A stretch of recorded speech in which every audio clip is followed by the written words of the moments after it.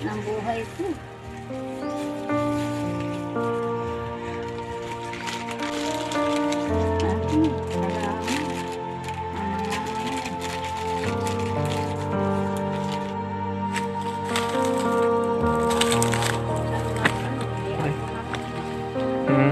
Ngayon po lang.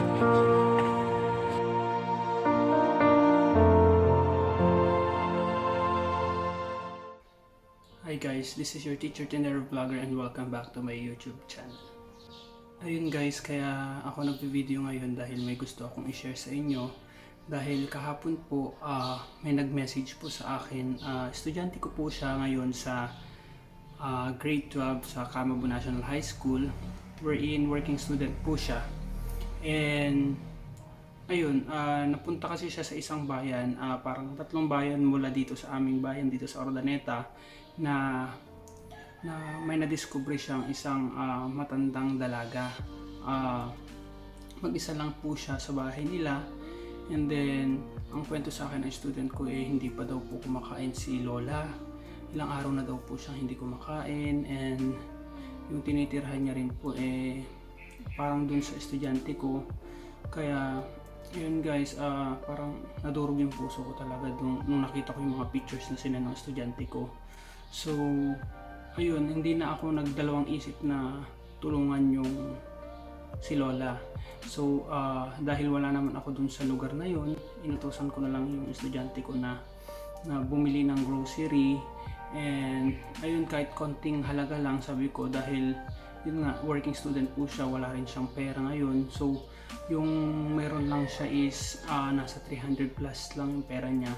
So sabi ko, anak, ibili mo na at ipapadala ko na agad-agad. So kahapon po may ginagawa pa ako noon, pero hindi ako parang naglaan talaga ako ng oras para maipadala yung pera sa estudyante ko. So pumunta po ako sa Palawan para ipadala yung pera dahil nga nagastos niya yung pocket money niya, which is nagagamit niya nga sa pagtatrabaho. So ayun guys, nakakatuwa kasi kahit papaano natulungan natin si Lola, kahit na sa simpleng pamamaraan natin, natulungan natin siya, napadalhan natin siya ng grocery. So binilhan siya ng mga tinapay, ng noodles, ng sardinas, and then syempre yung pinakamahalaga sa lahat is yung bigas. So sabi ko sa estudyante ko, anak, bilan mo siya ng kahit 2 kilong bigas lang. Ayun. So ayun, binilhan naman ng bata. Nakakatuwa kasi yung estudyante ko yun, apelyido niya is Sumyo.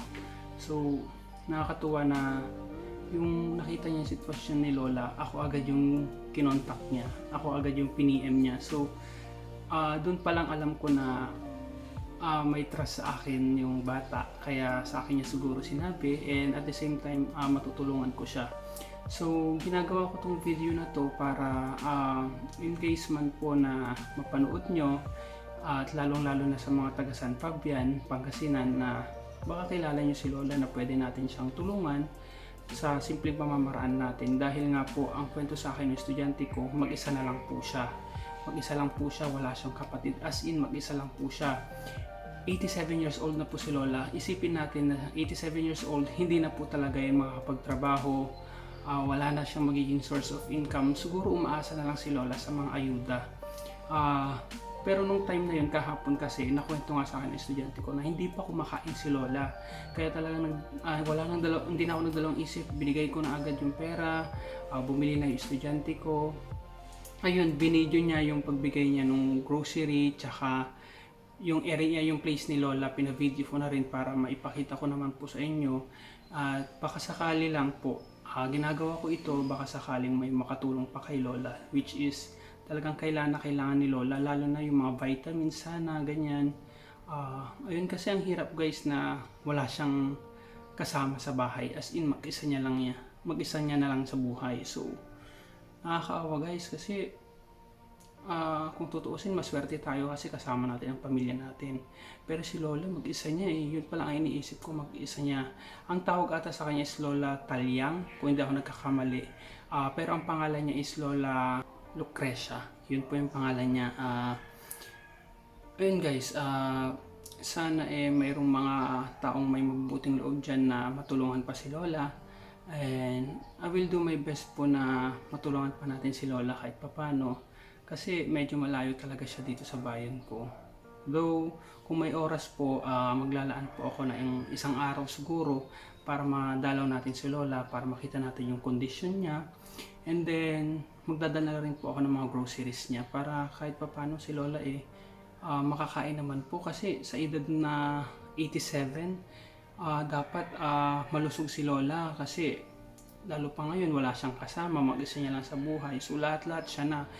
Nung nakita ko nga yung video, magulo na yung sa bahay niya kasi parang sa kanya lahat ng trabaho eh. So wala siyang inaasahan kundi yung sarili niya. So ayun guys, naikwento ko lang to, na-share ko lang para kahit papano baka may mabubuting loob po dyan na pwede makatulong kay Lola. And at the same time, yung mga taga San Fabian sana na Pangasinan, mapanood po nila itong video na ito para mahunting nila si Lola, para mahanap nila at matulungan din po ng lokal na gobyerno.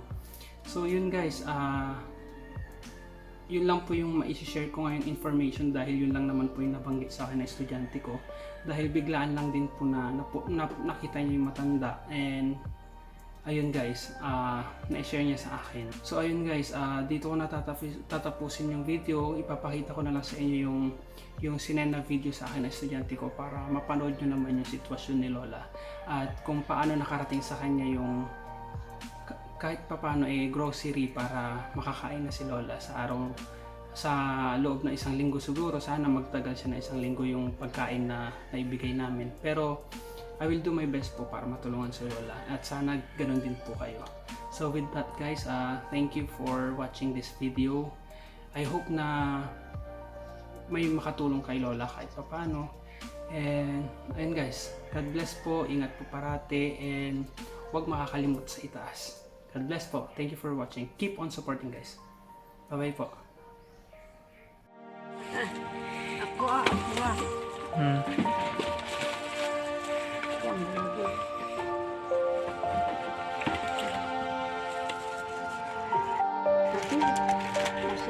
Kasi, nasipot mo arayat daw. At hindi guys dito, tinatawag sa akin.